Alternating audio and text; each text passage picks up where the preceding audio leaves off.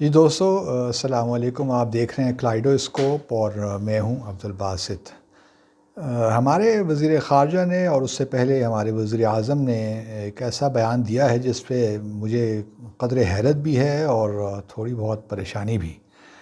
اور وہ بیان یہ ہے کہ اگر طالبان آ گئے تو ہم جو اپنا بارڈر ہے وہ بند کر دیں گے، اگر طالبان بائی فورس آئے تو۔ اب یہ مجھے نہیں سمجھ آتا کہ ہم یہ کیوں توقع لگائے بیٹھے ہیں کہ طالبان جمہوریت کے پروسیس سے گزر کر حکومت میں آئیں گے۔ افغانستان میں جو 2001 کے بعد بھی سو کالڈ جمہوری پروسیس چلا، جو انتخابات ہوئے، چاہے وہ صدارتی انتخابات ہوں یا پارلیمانی انتخابات ہوں، ان کی کیا کریڈیبلٹی اور کس طرح ہوئی ہم سب جانتے ہیں۔ تو اب ہم افغانستان کا کلچر بھی جانتے ہیں اور طالبان کی پوزیشن بھی جانتے ہیں۔ طالبان تو جب سے ان کو طاقت سے ہٹایا گیا ہے 2001 میں، اس وقت سے وہ مان ہی نہیں رہے کہ یہ جو افغانستان میں حکومتیں آ رہی ہیں یہ کوئی جائز حکومتیں ہیں۔ ان کا کہنا تو یہی ہے کہ یہ ساری پپٹ گورنمنٹس ہیں، اور وہ یہ بھی نہیں مانتے کہ Afghanistan Islamic republic of Afghanistan ہے۔ وہ یہی کہتے رہے ہیں کہ یہ تو اسلامک امارت آف افغانستان ہے۔ تو ان کی تو پوزیشن کبھی بھی تبدیل نہیں ہوئی، اور ابھی بھی دیکھیے انہوں نے جو 29 فروری 2020 کا جو معاہدہ تھا یو ایس کے ساتھ، وہ انہوں نے پوری طرح نبھایا۔ انہوں نے کسی بھی امریکن ٹروپس پہ حملہ نہیں کیا، اور پھر آبویسلی اب اس کی خلاف ورزی اس معاہدے کی تو امریکنز کر رہے ہیں۔ انہوں نے 1 مئی کو وڈرال کمپلیٹ کرنی تھی، اب یہ کب کمپلیٹ ہوتی ہے وی ڈو ناٹ نو۔ اور پھر یہ بھی سننے میں آ رہا ہے کہ تقریباً 650 امریکی پیچھے رہیں گے، اور یہ بھی طالبان کو قبول نہیں ہے۔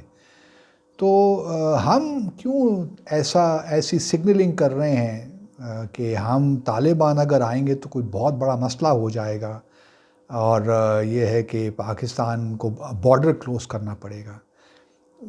مجھے نہیں معلوم کہ کیا اس کا ریشنیل ہے، کیوں یہ بیان دیا گیا ہے، بٹ اگر طالبان بائی فورس بھی آ جاتے ہیں تو ان کا انٹرنل معاملہ ہے۔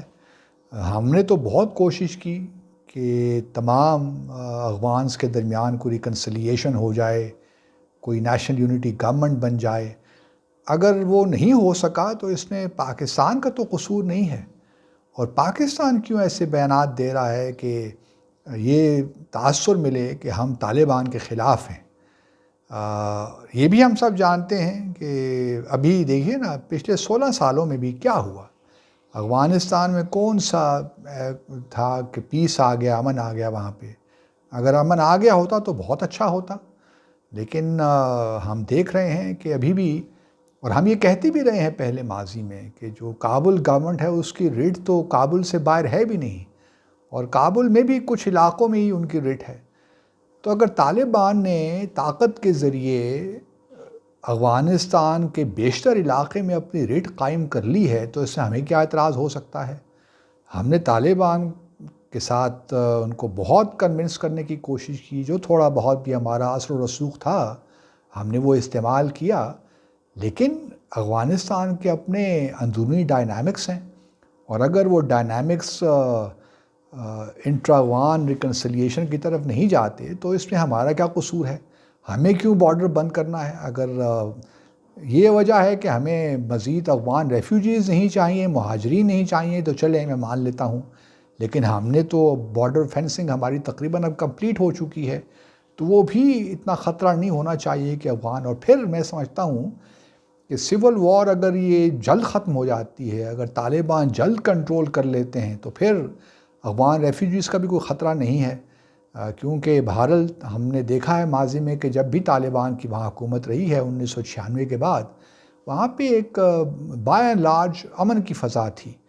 اور میں ابھی بھی اگر طالبان پریویل کر جاتے ہیں ایونچولی، اور اگر جلدی کر جاتے ہیں، تو پھر میں نہیں دیکھ رہا کہ بہت افغان ریفیوجیز پاکستان کی طرف آئیں گے، بلکہ ہمارے لیے تو یہ شاید بہتر ہو جائے کہ جو اس وقت 3 ملین کے قریب افغان ریفیوجیز پاکستان میں ہیں ان کے لیے جانے کا راستہ بحال ہو جائے. اگر دنیا طالبان کو، اور میرا جس طرح میں پہلے بھی کہتا رہا ہوں کہ طالبان اگر اس دفعہ آ گئے تو وہ بہت سینسٹیو ہوں گے، بڑا کیئرفلی چلیں گے.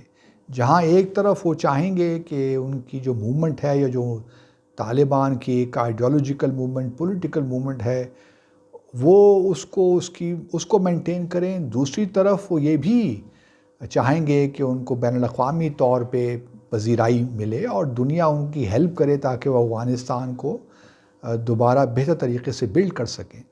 تو ہمیں اس قسم کے بیانات سے گریز کرنا چاہیے میرے خیال میں، کیونکہ یہ وہ موقع ہے جب ہمیں ایک نیوٹرلٹی کا اظہار ایک کرنا ہے. لیکن اگر ہم پبلکلی اس قسم کے بیانات دینے شروع کر دیے جس سے طالبان کو یہ تاثر ملے کہ پاکستان طالبان کے خلاف کھڑا ہے، تو پھر میں نہیں سمجھتا کہ کوئی اس میں ہمارے لیے کوئی بہتری ہے.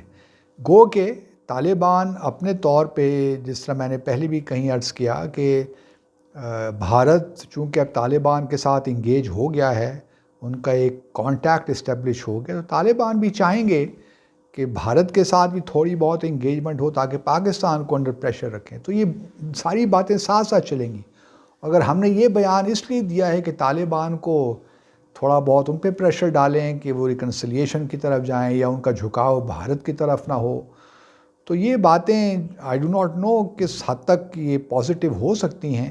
لیکن میں ذاتی طور پہ ابھی بھی سمجھتا ہوں کہ اس قسم کے جو بیانات ہیں کہ اگر طالبان آ گئے تو ہم یہ کر لیں گے، وہ کر لیں گے، ایز اف کہ طالبان کے آنے سے سارا جو ریجن ہے وہ غیر مستحکم ہو جائے گا. ایسی کوئی بات نہیں ہے. میں تو اس کو بلیسنگ ان ڈسگائز دیکھ رہا ہوں فرینکلی اسپیکنگ. اگر طالبان جو ہے وہ کم از کم TTP، BRA، BLA، ETIM، داعش، القاعدہ، یہ ایشورنسز اگر ہمیں دے دیں اور دنیا کو کہ وہ افغانستان کے باہر، افغانستان کی جو سرزمین ہے اس کو باہر دنیا میں دہشت گردی کے لیے نہیں استعمال ہونے دیں گے، تو یہ بڑا زبردست ہو جائے گا، بڑی خوشائند بات ہوگی. اور ہمارے لیے دیکھیے طالبان اگر آتے ہیں اور افغانستان میں ایک امن آ جاتا ہے، وہاں ایک مستحکم حکومت بن جاتی ہے، تو ہمارے لیے تو بہت سے راستے کھل جائیں گے.